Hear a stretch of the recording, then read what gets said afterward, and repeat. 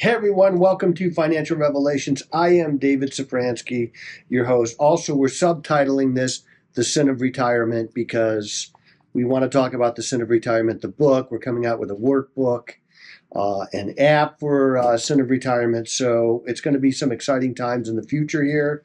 I don't have dates for those things yet, but they are coming out. You can contact us anytime you want. You can email Corey at epsf.com. And I'm giving away 5 books. So if you want a book and you want it to be free, I'll autograph it for you. If you want me to write a message in there like, hey, you're the best cook I've ever met, or something like along those lines, I'll autograph it for you and we'll send it out to you free of charge. So we're going to give away 5 books. Just email Corey and you'll get one of those books. So you can give it to someone. It makes a great gift. And of course, everybody loves the book. And I have a lot of little anecdotes in there about my life and my wife, who for some reason has put up with me for a very long time. Don't know exactly why. Also, I want to just give a shout out to Nativos, USA.org. That's our missions organization that I'm the president of currently. And we do mission trips to the Brazilian Amazon. We drill fresh water wells. We deliver the gospel. We stay in contact with villages. We church the villages that want us to come in. So they invite us in. We go in. We meet a need, usually fresh water. We've built buildings before in villages. This is reservation land. You have to have permission to go there. And our church, Pastor Marcos at Nativos Church in Maués, has kind of special dispensation to go in because they know him very well. There's a government organization in Brazil called FUNAI, and they manage the indigenous areas, and we can go in without asking them. We have carte blanche to go in, and so they've taken a lot of time to build that trust, and we want to maintain that trust. So if you'd like to go on a trip, you can email me. If you'd like to send your church on a trip, if you'd like to organize a missions trip for your church, these are great missions trips. Now, we'd have to talk about, who's a good candidate to go. It is it's a hotter environment. Of course, you're living on a boat. The boat has flush toilets, and we sleep on the boat. We eat on the boat. We take a cook with us who cooks all of our meals. It's very safe. Believe it or not, there's not a lot of bugs where we go. There are bugs where we go, but not a lot of bugs. So it's not like some of the other places in the Brazilian Amazon, and there's a reason for that. It's the river that we're on is a very black, dark, acidic water, and it doesn't support mosquito life. And we're actually building a church in Maués too. So if you want to be part of that, you could do that. Your church can go. Email Corey, and we'd love to do it. Of course, I have predicted this. I felt relatively certain this was going to happen. And I think I said it last time, the last podcast that we had, we are back at it with Iran. Now, what this is actually going to look like, we don't know yet. But Iran, of course, they're not trustworthy. We all knew this. And I think we talked a little bit about this last time, where we're trying to use diplomacy to draw this country that hates us. Not the whole country, by the way. It's the IRGC. It's the religious aspect of Iran. Hates the United States. They hate the West. They despise Israel, and they want to kill them. And they want to kill you and your daughters and your sons and your dogs, too. They kill your dogs. The general population of Iran could care less, really. They're more victims of the religious and the theocratic zealots than they are participants in it. And the general population of Iran, my guess is, would just like to live a better life if possible. Maybe invent a product, go to work, come home, have dinner with your family, and wash, rinse, and repeat. They'd like to live their lives. Well, the religious theocracy is not going to let them do that. They have religious police that go out, and mainly they're after women who aren't wearing burqas and Maybe they're not dressed appropriately according to the religious theocracy. And so those are the people that we're really fighting against right now. And there are two groups of distinct political people in Iran. There's the parliament, which is a normal parliament, and then there's the IRGC people. The IRGC people control the guns, most of the guns. They control the strait. They control the drone network. Those are the people we're fighting with. The political people would probably make a deal with us, but they're not the ones in charge, and because they're not the ones with guns. If you want to know who's in charge, just know who's at the right end of the gun. If you've got a barrel pointed at you, you're not at the right end of a gun. If you're holding the gun, you're at the right end, and that's who we're fighting with right now, and that's who the fight is going to continue with. I doubt that we're going to sign a memorandum of understanding that actually sticks. I doubt that we're going to have a peace agreement with them that is actually attainable long term. I just don't think that they're trustworthy. And I don't think that they're interested in peace with us. And they have a very high capacity for suffering. And so we're going to test this theory about their capacity for suffering because we're about to make them suffer. And my goal would be if I were in the room with the Security Council, I would be voting 100% to bomb the living turd out of Iran right now. Now, I'm not going to take out the grocery stores and things like that. I am going to focus solely on the IRGC. I'm going to punish them like they've never been punished before. I'm going to take Karg Island and I'm going to shut off their income. And when you do that, you're going to have to put some boots on the ground. Karg Island is not a small place. It's not humongous, but it's not small. And you're going to have to root people out. Okay, you're going to do that. Now, my guess is when they see us coming, most people are going to be like, I don't want any part of this. But now you're really close to their drone network, and any drones that they have left, they're going to unleash on you. We're going to have to be ready for those things. And we have a lot of anti-drone equipment. We have those things, but inevitably stuff gets through. You can't stop everything. And so, but here's what I want you to expect, okay? This is happening. It's going to happen. It's happening right now. It's nighttime in Iran. We're probably striking them again. At least I hope we are. And if I were in the room, I would be voting. I would be, let's go. Hands up. I'm voting for it. Well, number one, there's going to be less of an impact on markets than there was when this first started. There's a lot of oil in the open marketplace right now. A lot of, in the last, since this ceasefire started, which never really started, a lot of oil has been shipped. And so probably for the next month or two, there's a lot of oil on the open market. So it's going to have less of an impact. And Iran is kind of a known quantity now. You don't know what you're getting when you go at first. Okay, you just have no idea. It could be worse than what we thought. It could be better than what we thought. There are going to be things that we don't even know we didn't know. And hopefully we've gotten that intel now. And for instance, in the last month, if they're digging out places, if you see heavy equipment someplace, which we would see these things because we're flying drones and satellites and all kind, we're watching, and we have AI watching it too, so we know where there's activity. Bomb those sites. Decimate those sites. Find out where the IRGC is living and punish them without regard. I don't care who's in the building. I don't care what's in the building. Bomb it. Just take it out. Now that it's a known quantity, it's happening over there. It's not happening here. So that also has less of an impact. If you remember, when terrorism would happen overseas, especially with Israel, our markets just go on. They just carry on. And that's what you're seeing today. I'm looking at my screen. I have streaming quotes that are behind the camera. You can't see it, but I can.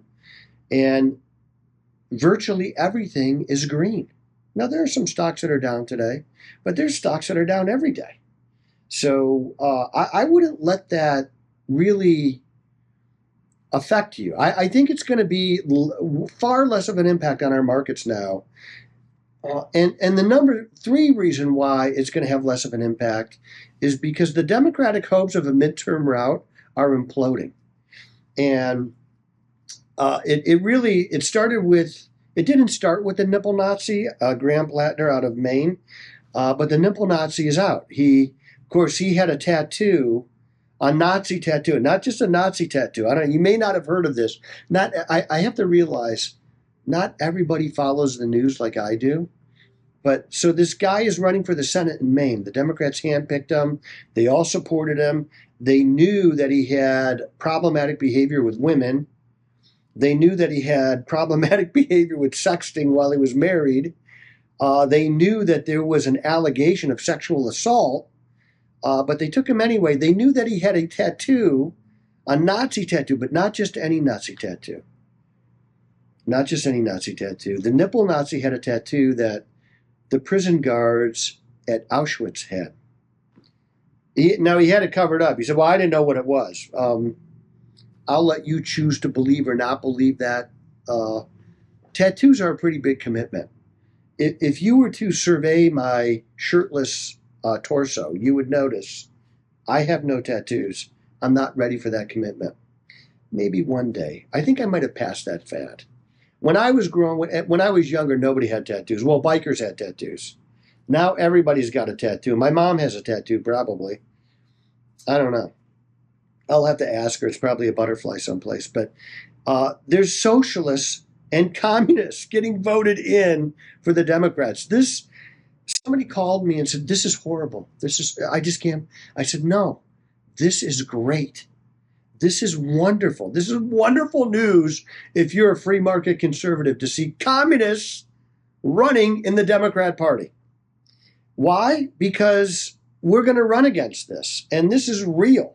They want to take the means of production. They want to have free health care, open up borders. These are all the things that we ran away from in the last election.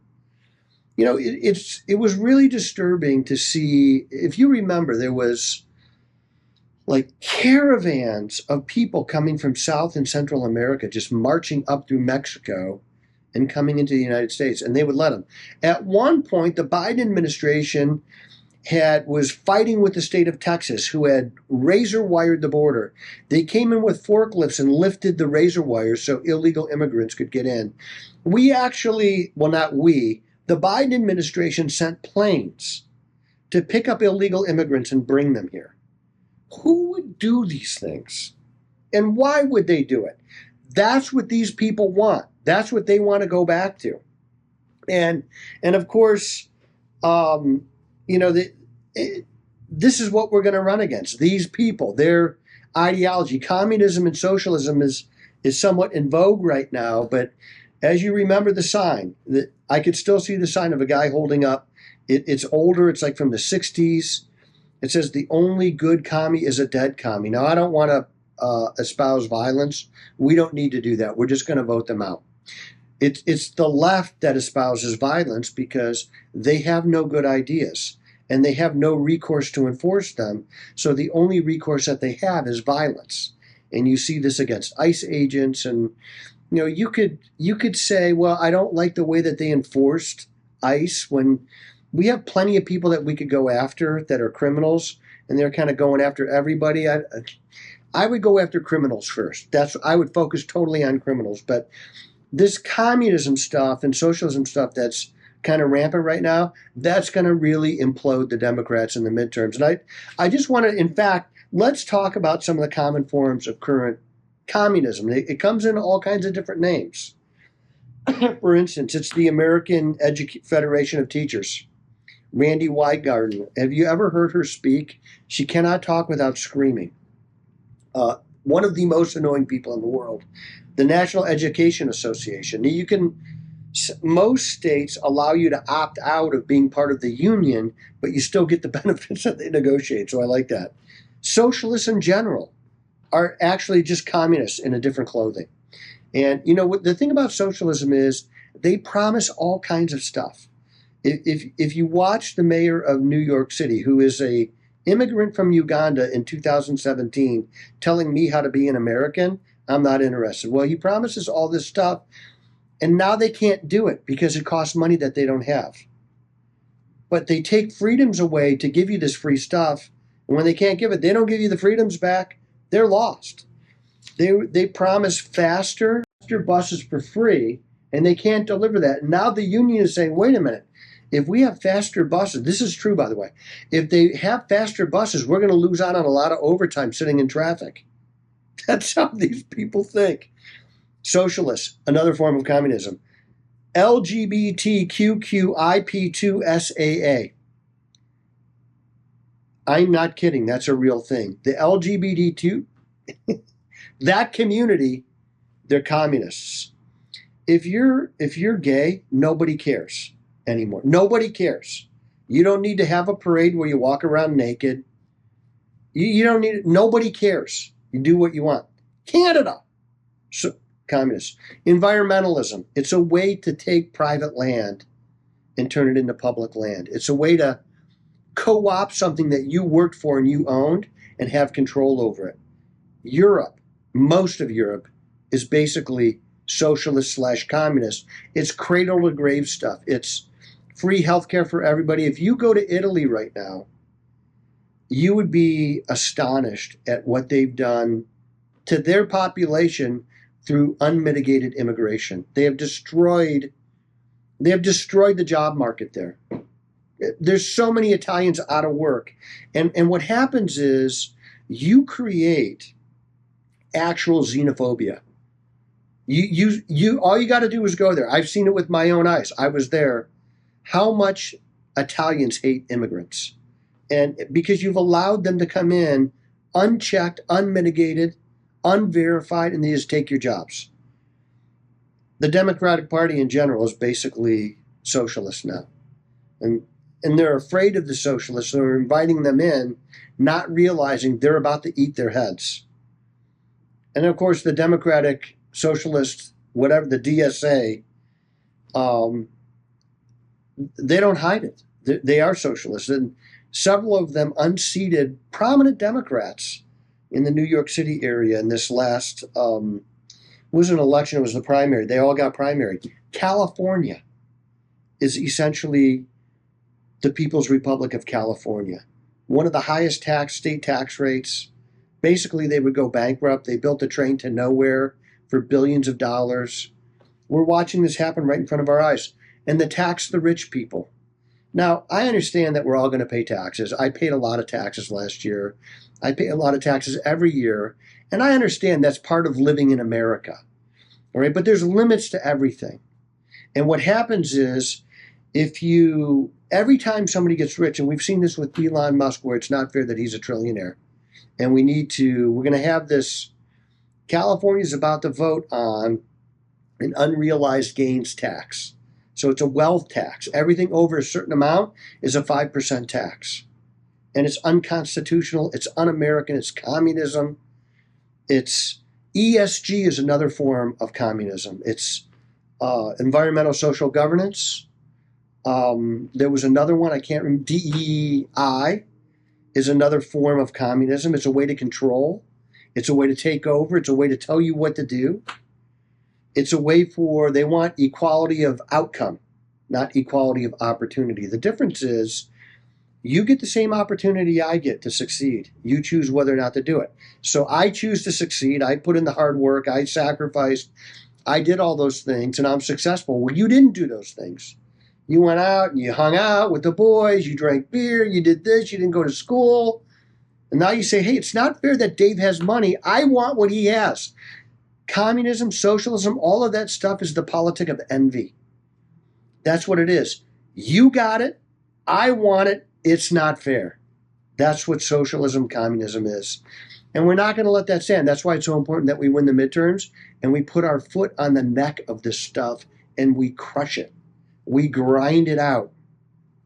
We allow success to be something to be attained, to be looked up to people want to achieve that. They're willing to make the sacrifices.